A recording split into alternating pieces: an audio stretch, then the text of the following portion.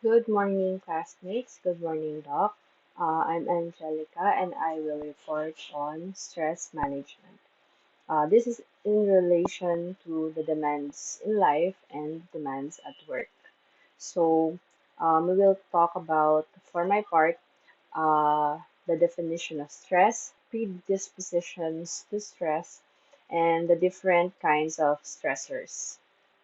I'll be reporting along with my group mates, Roel and Mark Roel. They will be discussing the second and third parts of our report. So, to define stress, it is the psychological and physical reaction to certain life events or situations. The stress process begins with life events or situations that cause stress, called stressors. So, stressors are the situations that cause stress. If we perceive these events as being stressful, our bodies respond in many ways, like elevated blood pressure, muscle tension, perspiration, and this reaction is called stress reactivity. If these physical reactions occurs for periods longer than our body can tolerate, negative consequences can occur, and these consequences are called strains.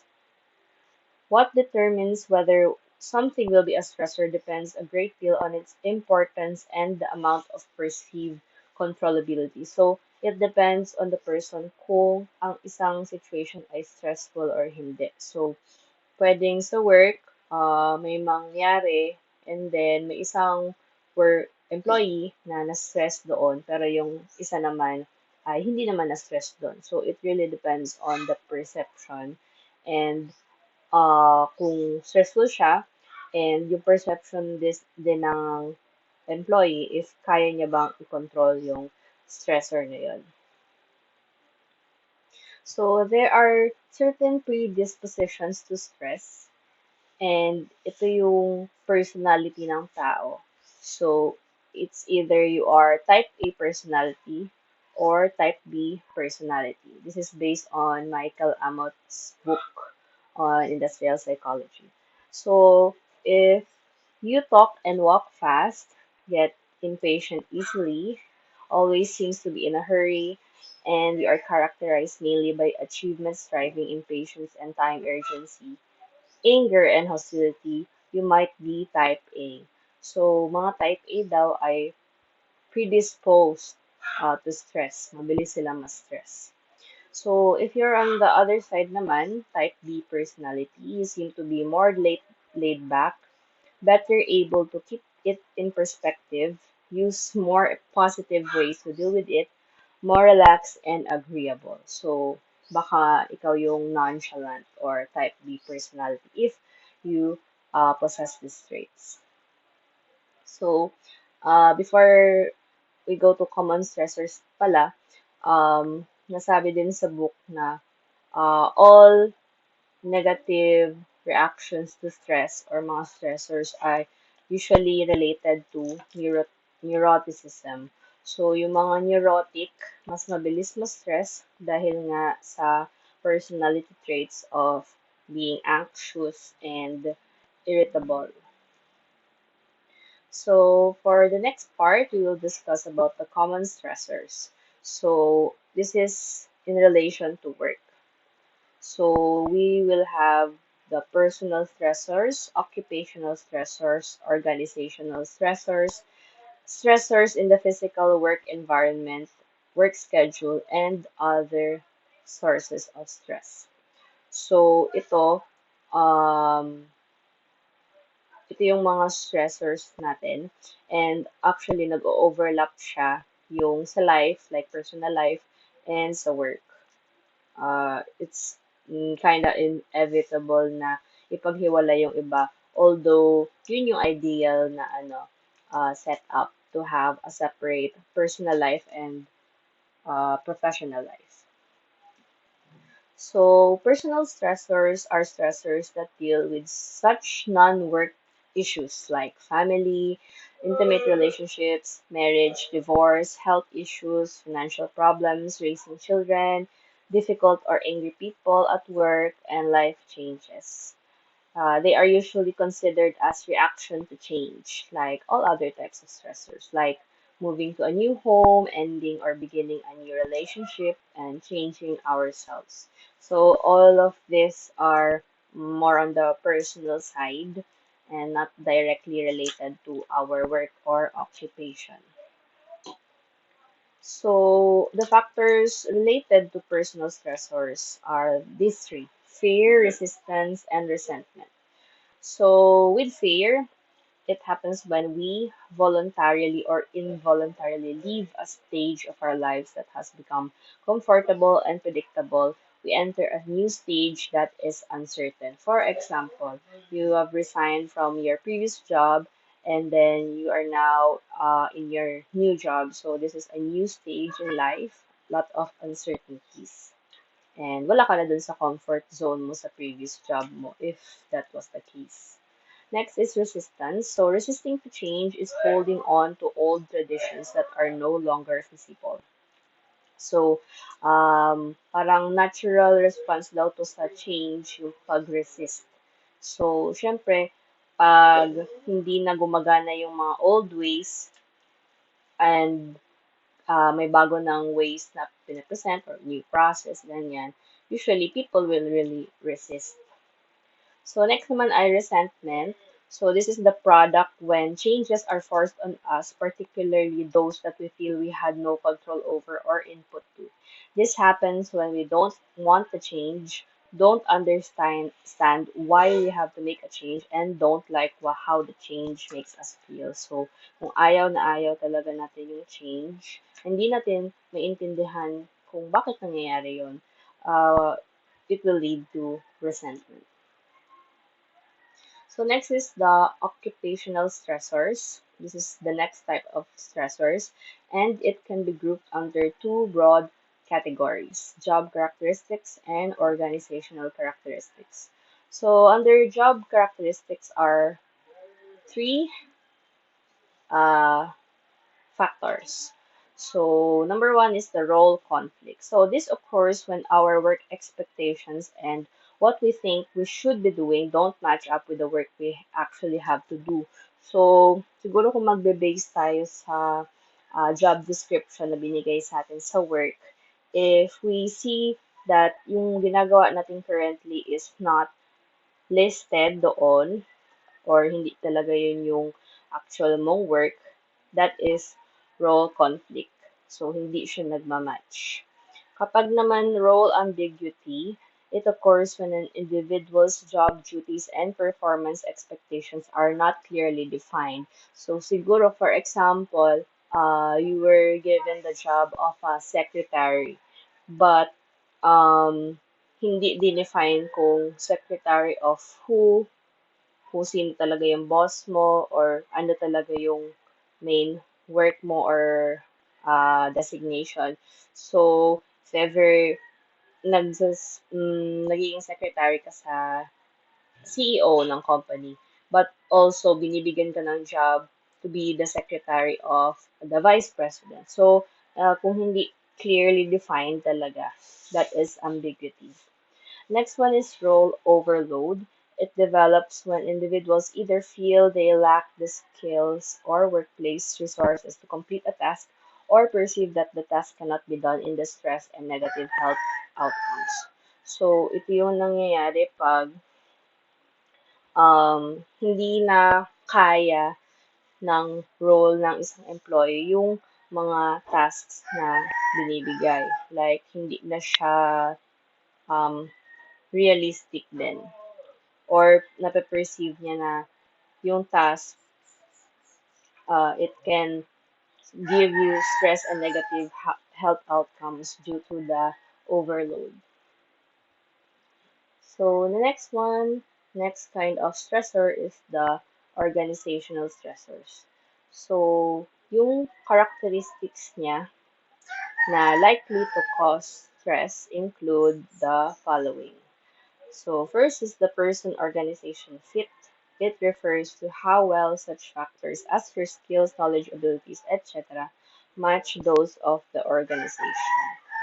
So next one is change. It occurs most often from downsizing and restructuring. So, kapag nag-downsize sa company or restructure, it will really cause you stress because of the changes.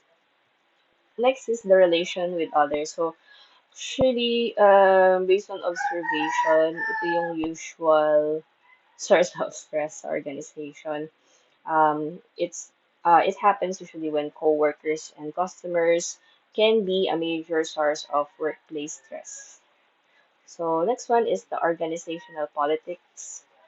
These are the self-serving behaviors employees use to increase the probability of obtaining positive outcomes in organizations. Um, Even though it is unfortunate, ito yung reality ng work and there is always politics. But in the book, um, Amod described two kinds of politics. So there is positive politics and negative politics. So positive politics are the behaviors designed to influence others with the goal of helping both employee and organization. So there are behaviors, but both of the organization and employee will benefit from it. Negative politics, on the other hand, are manipulative behaviors designed to achieve personal gain at the expense of others and the organization. So, more on the personal gain of that certain employee. So, the next kind of stressor are the stressors in the physical work environment. So, the first one is noise. Kahit siguro sino sa atin, no, pag may certain kind of noise in the work environment, it is really hard to focus and do our job. So in the book, um, there are certain factors under category of noise na nakaka-affect daw sa behavior ng employees. So first is the frequency of sound. There are sounds in the office that can happen naturally. And yung mga yon, kunwari, if malapit sa train station or railroad, so if accustomed yung employees na makakarinig every 3 p.m. ng loud noise ng train, it doesn't really affect the employee negatively kasi expected siya. But if we compare that to biglang may mababasag na pinggan or window, yung mga unexpected, it is bound to impact the employee's behavior negatively. It is related also to the continuity of noise. Kasi kung sa office merong mga construction and you were informed about it, it wouldn't really give you much stress compared to ang unannounced na mga ingay. So, also, the difficulty of task. So, kung may ginagawang mahirap or strenuous na mga activities sa work, and there is the effect of noise, it will really impact the behavior of the employee. And depende din sa sensitivity ng person sa noise. Kasi 'di ba, may iba ding employees na mas sensitive sa noise, yung iba naman wala naman masyadong paki sa noise. So, that's another factor that can impact the behavior and the mental health din siguro ng employee. Okay? So, next stressor under the physical work environment is the temperature. So, of course, this affects the employee stress, performance, and health. Effective temperature naman, ito daw yung combination ng air temperature, humidity, airflow, heat radiation that determines how hot or cold the environment feels. So, may certain effective temperature talaga sa workplace para maging maganda siyang work environment. Research also indicates that extremely high or low temperatures can affect performance on cognitive, physical, and perceptual tasks. So, nakaka-help daw yung pag may labor na fast-paced, pag mainit, compared sa kung gagawin yon sa cold. So, cold environment like water, sa ice factory. So, may iba naman na task na mas effective gawin sa malamig na environment. So, temperature will have the greatest effect on performance when work activity is continuous. So, pag may mga work na dire-diretso na, kunwari, construction or yung hindi talaga walang break, um, yung temperature ay nakaka-affect doon sa task. So, here, di lang masyadong kita. Pero, if you zoom in, the ideal temperature daw sa middle is 70 degrees Fahrenheit or 21 degrees Fahrenheit. So, alam na. Check nyo na yung aircon nyo. Okay, next. Kind of stressor is the stressors caused by work schedules naman. So, I think this was briefly discussed in the previous the previous reporters, na may iba-ibang work schedules sa organization. So first, shift work, it varies according to nature of work. So, may ibang nagna-night shift, may ibang day shift, meron nga ding mid-shift or afternoon shift. So, iba-iba yung shifts. And it can actually cause stress. So, ito sa figure or sa image, it is the factors influencing shift work effects. So, there is time of shift, frequency of rotation, uniqueness of shift work, direction of rotation, circadian rhythm adaptability, family, and fixed versus rotating.